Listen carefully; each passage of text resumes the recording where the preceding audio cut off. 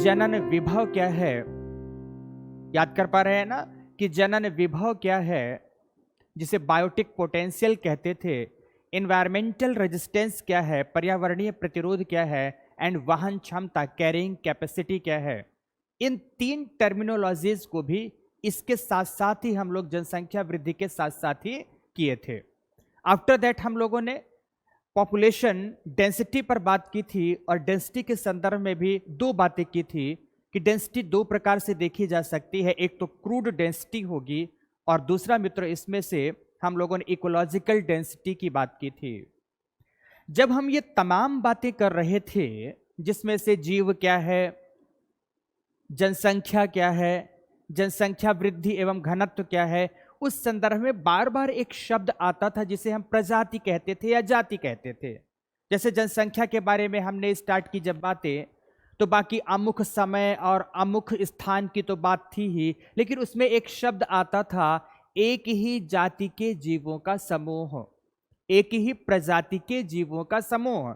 तो हमारा कर्तव्य बनता था कि मैं आपके साथ इस विषय में भी चर्चा करूं कि आखिर प्रजातियां क्या हैं, प्रजातियों के निर्धारण की संकल्पनाएं कौन कौन सी हैं, प्रजातियों को किस प्रकार से उनकी भूमिकाओं के नाम से जाना जाता है। और उसी पर हमने तीन संकल्पनाएं पहले तो बताई थी। पहली संकल्पना आपको बहुत अच्छी तरह से याद होगी मित्रों। आप तीनों की तीनों संकल्पनाओं को अगर आप देखें तो ध्यान से समझो। पहली संकल्पना आकारिकी के आधार पर दी गई थी, दूसरी संकल्पना जैविक क्रम के आधार पर दी गई थी, तीसरी संकल्पना आनुवांशिक आधार पर दी गई थी। मित्रों, इसी के साथ साथ हमने बताया था कि स्पीसीज को कई अलग अलग उनकी भूमिकाओं के आधार पर कई अलग अलग नामों से जाना जाता है, जैसे डोमिनेंट स्पीसीज, की stone species, indicator species, indigenous species, endemic species, exotic species, flagship species आदि। ये सारी चर्चाएं मित्रों हमने कल की क्लास में प्रस्तुत की थी। कल की क्लास में हो सकता है उसमें से कुछ बातें पीपीटी के रूप में प्रस्तुत नहीं की गई हो, लेकिन मित्रों ध्यान रखेंगे, ऑलवेज रिमेंबर कि जब भी कक्षाओं के दौरान बैठेंगे आपके साथ हमेशा पेन और कॉपी होनी चाहिए, क्योंकि हर बातें इस पर दे पाना पॉसिबल नहीं है अभी फिलहाल तो।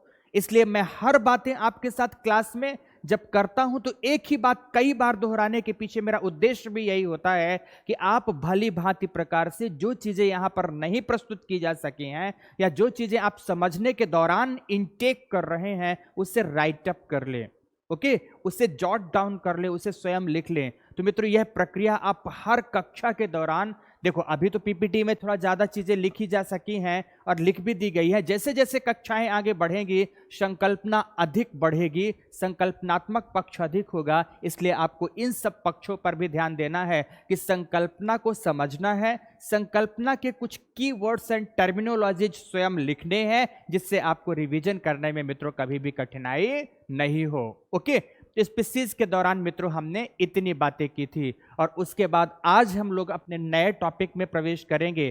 तो पीछे तो एक रिवीजन की बात हुई, और यहां पर आज हम नए टॉपिक में प्रवेश करेंगे मित्रों, जिसे आप इकोलॉजिकल कम्युनिटी के नाम से जानते हैं, पारिस्थितिकीय समुदाय के नाम से जानते हैं। This one is ecological community. Ecological community, इसे समझने के लिए मैं आपके साथ कुछ उदाहरण लूंगा, बहुत ही लेमैन एग्जाम्पल्स लेंगे, और उन एग्जाम्पल्स के आधार पर पारिस्थितिकीय समुदाय को हम समझने की कोशिश करेंगे। यहाँ क्या लिखा है अभी इसके बारे में बहुत आपको देखने और समझने की जरूरत नहीं है। जो भी बातें लिखी गई हैं उसे पहले आप समझो, उससे आप समझो, सारी बातें ठीक प्रकार से हो जाएंगी।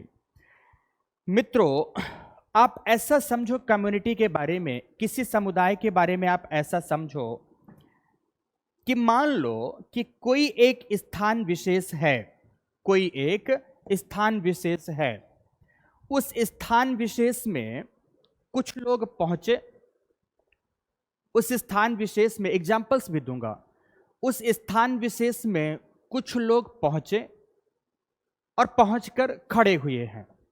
कोई एक दूसरे से ना तो बातचीत कर रहा है, ना तो किसी का किसी से कोई मतलब है, बस गए हैं, सबका अपना अलग अलग उद्देश्य है, उस उद्देश्य के तहत वहां खड़े हैं। लेकिन कई लोग एक साथ जब खड़े हैं तो उनका समूह हमें नजर आता है। जैसे उदाहरण के तौर पर समझो कि मान लो एक बस स्टॉप है, आप मुखर्जी नगर से आउटरम लेन होते हुए आप जीटीबी नगर पहुंचते हैं। जीटीबी नगर में बस स्टॉप पर आप बस का इंतजार कर रहे हैं कहीं अमुक गंतव्य स्थान तक जाने के लिए। आप गए, उस स्थान पर खड़े हुए हैं, कोई और आया, उस स्थान पर खड़ा हुआ, कोई और आया, उस स्थान पर खड़ा हुआ। धीरे धीरे लोगों का हुजूम जुड़ गया, लेकिन उसमें से ना कोई एक दूसरे को जानता है और ना ही किसी को एक दूसरे से कोई मतलब है। अर्थात जितने भी लोग वहां पर खड़े हुए हैं, उन लोगों में से किसी का कोई भी प्रत्यक्ष या अप्रत्यक्ष संबंध एक दूसरे से नहीं है। तो मित्रों, अगर लोगों की ऐसी गैदरिंग है, लोगों का ऐसा समूहन है जिसमें किसी को किसी से कोई मतलब नहीं है, अर्थात जिसमें लोगों का आपस में किसी भी प्रकार का अंतर संबंध नहीं है, अगर अंतर संबंध नहीं है तो लोगों की उस गैदरिंग को मित्रों कम्युनिटी नहीं कहेंगे, बल्कि क्या कहेंगे? समूह कहेंगे। समूह जीवों का ऐसा देखना, समूह देखना मेरी बात मित्रों, यहां मैं क्या बोल रहा हूं। जीवों का ऐसा एकत्रण जिसमें एक दूसरे से कोई रिलेशन नहीं हो, कोई रिलेशन नहीं हो, कोई इंटरैक्शन नहीं हो, इस प्रकार से अगर जीवों का एकत्रण प्राप्त हो रहा है तो उसे समूह कहते हैं, उसे समूह कहते हैं। लेकिन दूसरी तरफ आप देखो, दूसरी तरफ देखो, बस स्टॉप पर आप आकर खड़े हुए, आपको आना है मुखर्जी नगर निर्माण में राजेश मिश्र सर की कक्षाओं को लेने के लिए। दूसरी बात समझो, थोड़ी देर बाद आपका मित्र आया, उसे भी मेरी ही कक्षा लेनी थी। आप दोनों आपस में एक दूसरे को जानते हैं, दोनों आपस में वार्तालाप कर रहे हैं। तीसरा कोई व्यक्ति आया, चौथा कोई व्यक्ति आया, पांचवा कोई व्यक्ति आया, वह सारे के सारे व्यक्ति निर्माण में मेरी कक्षा के विद्यार्थी हैं। वो सब के सब मुझे पढ़ने के लिए आना चाहते हैं, इसलिए बस स्टॉप में इंतजार कर रहे हैं बस का। ओके, समझना मेरी बात। सब एक दूसरे से इंटरलिंक हैं, सब एक दूसरे से कुछ विशिष्ट उद्देश्यों के तहत आपस में जुड़े हुए हैं। अगर वह आपस में विशिष्ट उद्देश्य से जुड़े हुए हैं, अगर उनमें किसी भी प्रकार का प्रत्यक्ष एवं अप्रत्यक्ष संबंध पाया जाता है, तो ऐसे लोगों के समूह को ही समुदाय कहा जाता है। ऐसे लोगों के समूह को ही क्या कहा जाता है मित्रों? समुदाय कहा जाता है। ध्यान रखेंगे, समुदाय की आवश्यक शर्त है कि उनके मध्य इंटरैक्शन पाया जाना चाहिए। क्या पाया जाना चाहिए? इंटरैक्शन पाया जाना चाहिए, अंतर संबंध पाया जाना चाहिए। तो किनके मध्य? जीवों के मध्य। तो कौन कौन से जीव? इसमें से पादप वर्ग हो सकता है जिसे उत्पादक कहते हैं, जंतु वर्ग हो सकता है जिसे उपभोक्ता कहते हैं, कुछ अपघटक समूह भी हो सकता है। तो मित्रों, अब संक्षेप में इसे परिभाषित करते हैं, क्लैरिटी के साथ समझने की कोशिश करना कि किसी स्थान विशेष में पाई जाने वाली विभिन्न जातियों का वैसा समूह। फिर से, किसी स्थान विशेष में चाहो तो आप समय को भी निर्धारित कर सकते हो। पाए जाने वाले विभिन्न जातियों का वैसा संख्यात्मक समूह जो कि आपस में प्रत्यक्ष या अप्रत्यक्ष संबंधों द्वारा जुड़े होते हैं, उन जीवों के समूह को ही क्या कहा जाता है मित्रों? ध्यान रखेंगे, उन जीवों के समूह को ही पारिस्थितिक समुदाय कहा जाता है।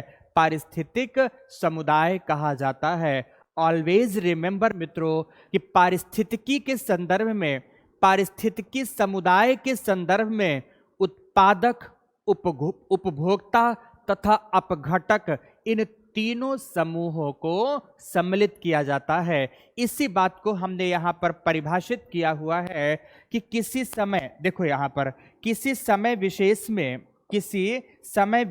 में दिस वन, एक टर्म हुआ आपके साथ।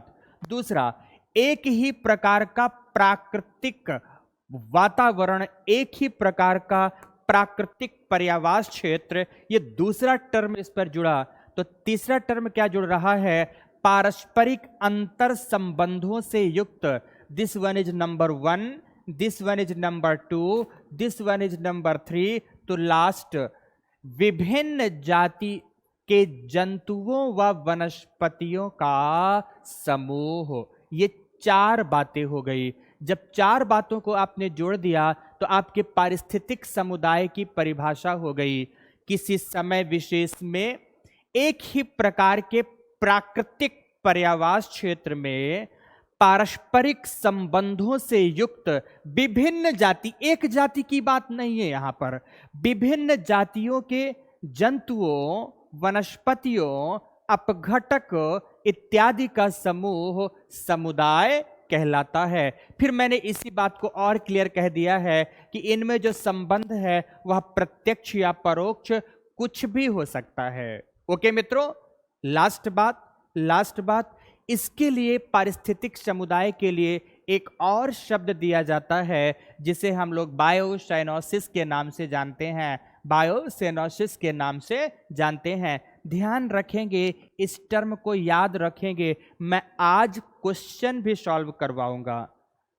पीछे के वर्षों में यूपीएससी, यूपीपीसीएस इत्यादि में आए हुए इस सेक्शन के क्वेश्चन भी आज हम लोग सॉल्व करेंगे।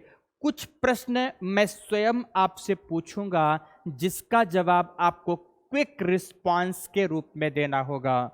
क्लास के दौरान ही आपको उसका जवाब मित्रों देना होगा। तो फिर से मित्रों, इकोलॉजिकल कम्युनिटी को बायोसाइनोसिस कहते हैं।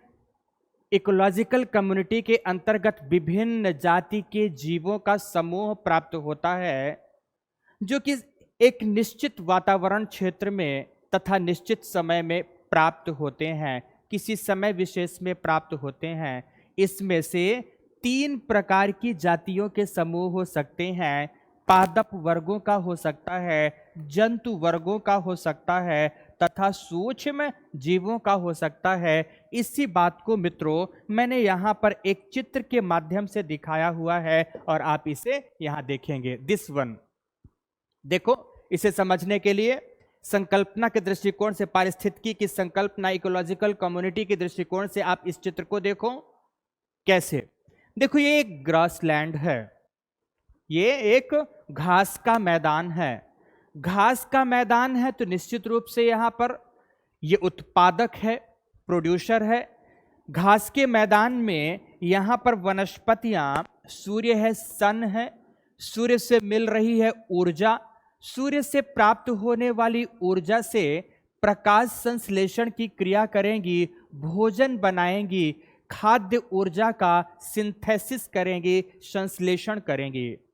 वनस्पतियों में निहित हुई, संचित हुई खाद्य ऊर्जा रासायनिक ऊर्जा के रूप में संचित है।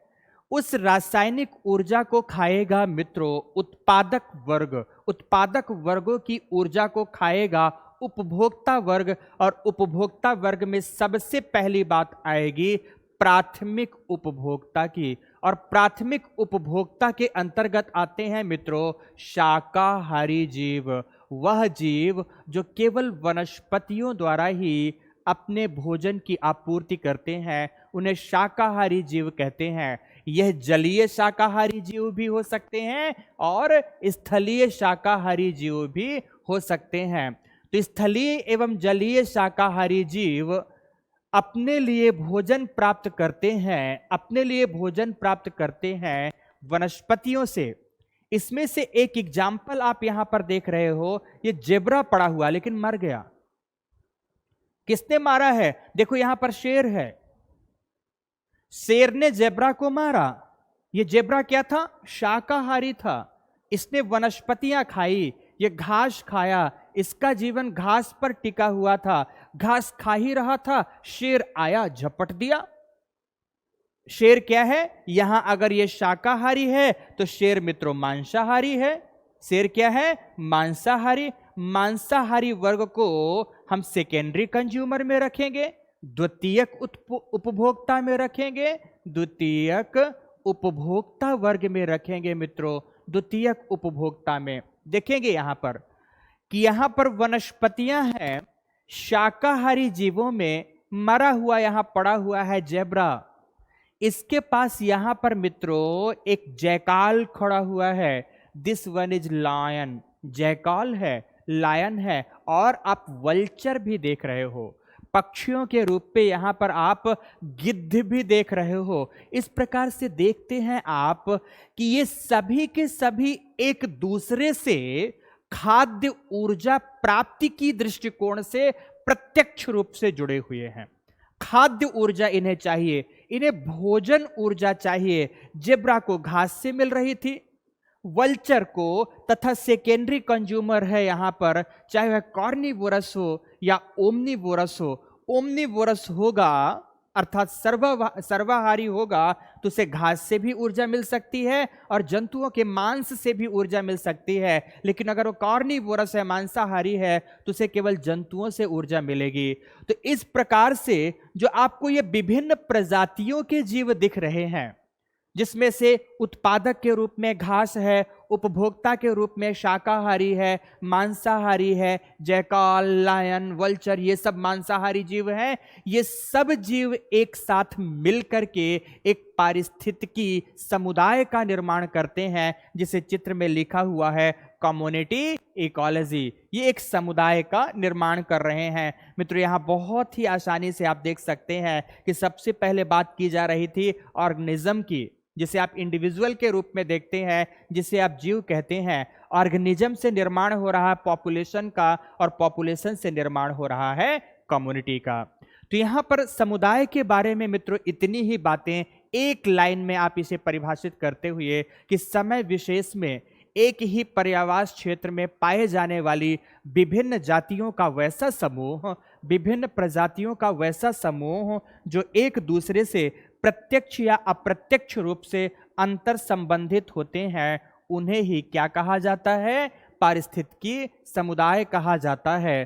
पारिस्थितिकी समुदाय के अंतर्गत 3 प्रकार के जीव हो सकते हैं। वनस्पति जगत के जीव हो सकते हैं, जंतु जगत के जीव हो सकते हैं, तथा मित्रों इसके साथ साथ सूक्ष्म जीव जिन्हें हम अपघटकों की भूमिका में रखते हैं, उनकी उपस्थिति हो सकती है। ओके मित्रों, अब नेक्स्ट इस टॉपिक पर आगे बढ़ते हैं। मित्रों समुदाय, पारिस्थितिक समुदाय के अब हम बात करते हैं प्रकारों के, टाइप्स ऑफ इकोलॉजिकल कम्युनिटी की बात करते हैं। हालांकि सामान्य अर्थों पर इकोलॉजिकल कम्युनिटी का डिवीजन कई आधारों पे किया जा सकता है, लेकिन यहां पर मैंने 2 आधार लिए हैं। इन 2 आधारों पर पारिस्थितिक समुदाय के 2 वर्ग बनाए हैं। तो कौन कौन सा आधार बनाया है? पहला साइज, तो दूसरा इंडिपेंडेंसी या डिपेंडेंसी, अर्थात पहला आकार तो दूसरा निर्भरता।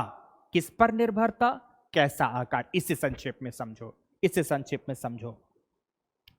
मित्र जैसे मान लो कि एक आपका गांव है, आप सब मित्रों आप में से मैक्सिमम किसी गांव से होंगे या नगर से होंगे। तो जो लोग गांव है वो गांव समझ लें, जो लोग नगर है वो नगर समझ लें। मान ले कि आपका एक गांव या आपका एक नगर एक समान प्रकार का पारिस्थितिकीय प्रदेश है, प्राकृतिक पर्यावास क्षेत्र है। मान लो ऐसा कुछ समय के लिए। आपको पता है कि अगर आपका गांव है तो गांव में विभिन्न जाति के जीव हैं, विभिन्न प्रकार की वनस्पतियां हैं, विभिन्न प्रकार के पालतू पशु हैं, पालतू पशुओं के अलावा अन्य भी जंतु हैं, उसके साथ साथ मानव भी निवास करता है। गांव के संदर्भ में आप देखो कि गांव में वनस्पति जगत भी है, मानव जगत भी है, विभिन्न प्रकार के अन्य स्तनपायी जीव, विभिन्न प्रकार के अन्य इंसेक्ट तथा विभिन्न अन्य जंतु भी प्राप्त होते हैं, और वह सारे के सारे प्रत्यक्ष या अप्रत्यक्ष रूप से एक दूसरे से जुड़े हुए हैं। जैसे जो पेट्स हैं, पालतू पशु हैं, वो तो निश्चित रूप से हमसे प्रत्यक्ष रूप से जुड़े हुए हैं, लेकिन कुछ ऐसे भी सूक्ष्म या बड़े जंतु हैं जो हमसे प्रत्यक्ष रूप से जुड़े नहीं है, बट जुड़े हैं। कैसे? मान लो कि हमारे घर के ठीक बाहर के लॉन में एक आम का पेड़ है। आम के पेड़ में बौरें आई, सुंदर सुंदर वसंत काल में मधुप सुगंध चारों ओर फैल रही है। आप देखोगे उन बौरों के ओर दुनिया भर के कीट पतंगे, भंवर, मधुमक्खी, मक्खी आदि मड़राते हुए दिखाई देंगे। आपने उन्हें नहीं बुलाया, बट वृक्ष के उस सुगंध ने, आम की बौरों की सुगंध ने उन्हें अपनी ओर आकर्षित कर लिया, अर्थात वह दोनों एक दूसरे से अंतर संबंधित हो गए। आगे देखना, समझने की कोशिश करना। मित्रों, किसी भी वनस्पति एवं जंतु के संदर्भ में आप इस प्रकार से देख सकते हो, चाहे आम का पेड़ स्वयं रोपित किया गया हो या प्राकृतिक रूप से उगा हो, पर संबंध है। कुछ और संबंध नहीं तो एटलीस्ट इतने का है कि वनस्पति है तो प्रकाश संश्लेषण की क्रिया कर रहा है, वह हमें ऑक्सीजन दे रहा है, तो हम उसे कार्बन डाइऑक्साइड प्रदान कर रहे हैं। चलो हटाओ बातों को, आ जाओ संक्षेप में इसके प्रकार को समझते हैं हम लोग।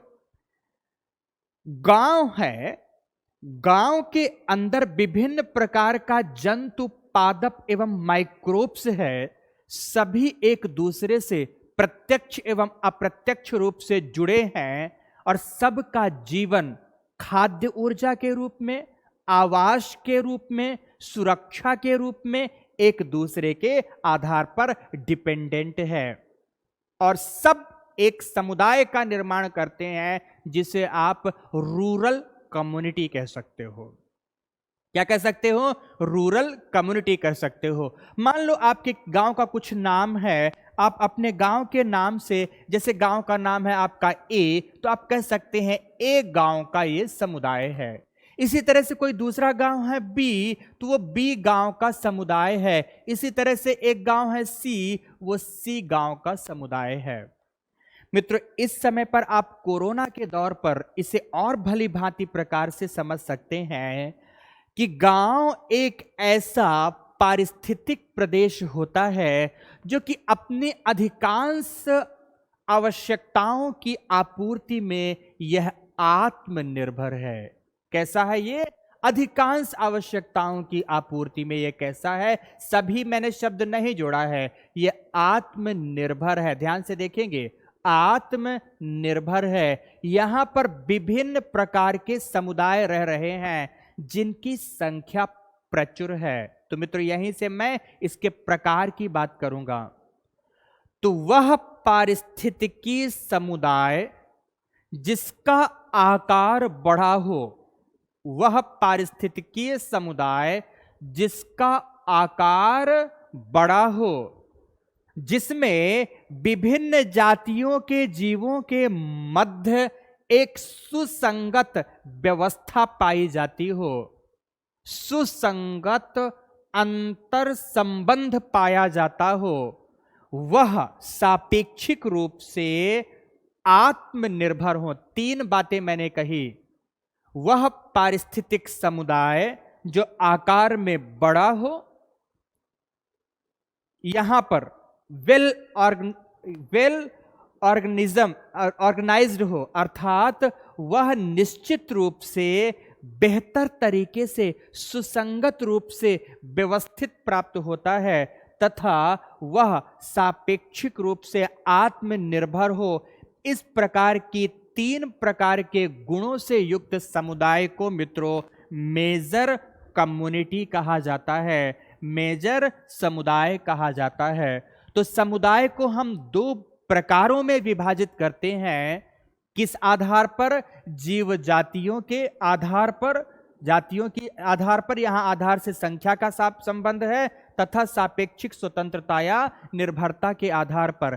तो पहला है मेजर कम्युनिटी, दूसरा है माइनर कम्युनिटी। मेजर कम्युनिटी के संदर्भ में वैसा समुदाय जिसका आकार बड़ा हो, जिसमें विभिन्न जाति के जीवों का आकार बड़ा हो, जीवों की बहुलता हो, सबके साथ एक व्यवस्थित क्रम पाया जाता हो, सब एक दूसरे से व्यवस्थित रूप से जुड़े हों, तथा वह अपनी जरूरतों के लिए लगभग आत्मनिर्भर हो, अपने अधिकांश जरूरतों के लिए वह आत्मनिर्भर हो। ऐसे समुदाय को ही क्या कहा जाता है?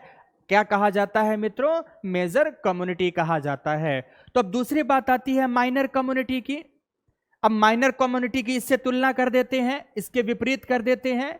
माइनर कम्युनिटी में का आकार सापेक्षिक रूप से छोटा होगा। उदाहरण देता हूं, आप समझ पाओगे। माइनर कम्युनिटी का आकार सापेक्षिक रूप से कैसा होगा मित्रों? छोटा होगा। ऑर्गेनाइज्ड तो यह भी होगा। माइनर कम्युनिटी है वह भी वेल ऑर्गेनाइज्ड होगी, पर वह इंडिपेंडेंट नहीं, रिलेटिवली डिपेंडेंट होगा। कैसे? उदाहरण से समझना, फिर पारिस्थितिकी प्रदेश में आते हैं। मैंने आपके गांव की चर्चा की थी कि गांव ए है, बी है, सी है। अगर गांव को ही एक पारिस्थितिक प्रदेश माना जाए, एक समुदाय माना जाए, तो जो गांव का समुदाय है वह मेजर कम्युनिटी है। तो मित्रों अब आप आगे छोटी छोटी बातों को और समझाते हैं यहां पर। अब मान लो, मानव को ही मान लो, मानव कई समुदायों का, ऐसा होता नहीं, मानव एक ही, मित्रों मानव एक ही जाति का जीव है। मानव को मान लेते हैं कि समुदाय में विभिन्न जातियों का है, विभिन्न प्रजातियों का है। आप लोग आजकल बहुत अच्छे प्रकार से देखते होंगे कि नगरों में भी सबकी अपनी अपनी सोसाइटीज बन जाती है। जो लोग जैसे मुखर्जी नगर के आसपास रह रहे हैं तो आप देखते होंगे यहाँ पर signature view apartment society, SFS colonies की सोसाइटी, सबकी अपनी छोटी छोटी। एक मुखर्जी नगर की बात करें तो Mukherjee Nagar is a large community, Mukherjee Nagar is a major community. Mukherjee Nagar में ही कुछ लोगों ने मिलकर अपना एक अलग समुदाय बना लिया है, कुछ लोगों ने मिलकर अपना अलग छोटा छोटा समुदाय बना लिया है, जिसका मैंने उदाहरण बताया कि सिग्नेचर व्यू अपार्टमेंट का एक समुदाय। तो जो छोटे समुदाय एक बड़े समुदाय के अंतर्गत जो ये छोटे छोटे समुदाय पाए जाते हैं, इनकी तुलना आप सोसाइटीज से कर सकते हो। किससे कर सकते हो मित्रों? सोसाइटीज से कर सकते हो कि एक कॉलोनी में एक सोसाइटी है जिसके कुछ लोग कई बातों या कुछ निश्चित उद्देश्यों को लेकर अपने आप को बाकी से अलग मानते हैं या अलग प्रदर्शित करते हैं। तो ध्यान से, एक बड़ी समुदाय के आंतरिक भाग में प्राप्त होने वाले छोटे समुदाय, जिन्हें सोसाइटीज के रूप में आप कह सकते हैं, छोटे समूह को ही क्या कहा जाता है? माइनर कम्युनिटी कहा जाता है। माइनर कम्युनिटी का आकार मित्रों छोटा होगा, संख्यागत आकार छोटा होगा, वेल ऑर्गेनाइज्ड होंगे, लेकिन ये स्वतंत्र नहीं होंगे, बल्कि अपनी जरूरतों के लिए, अपनी क्रियात्मकता के लिए यह निश्चित रूप से मेजर कम्युनिटी पर डिपेंडेंट होंगे। कैसे? उदाहरण समझाता हूं। एसएफएस पर रहने वाला, सिग्नेचर व्यू अपार्टमेंट पर रहने वाला व्यापारी, वैज्ञानिक समुदाय, शिक्षक समुदाय आवास की दृष्टिकोण से अपने आप को अलग थलग कर सकता है कि मेरी अपनी एक सोसाइटी है, मेरी एक स्मॉल या माइनर कम्युनिटी है, लेकिन क्या वो अपनी क्रियाओं के लिए वहीं पर एसएफएस अपार्टमेंट्स में या कि सिग्नेचर व्यू अपार्टमेंट्स में क्या निर्भर रह सकता है? नहीं, उसका जीवन वहां पर निर्भर नहीं है।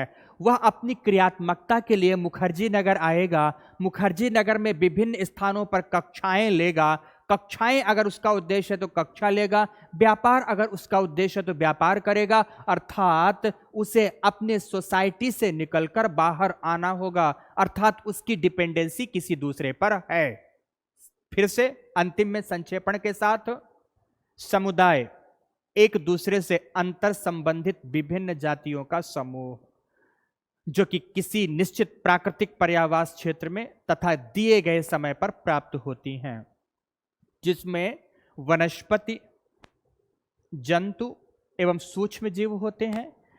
समुदाय को हम उनके आकार, प्रजातियों के आकार, संख्यागत आकार तथा सापेक्षिक स्वतंत्रता या सापेक्षिक निर्भरता के आधार पर हम दो भागों में बांटते हैं।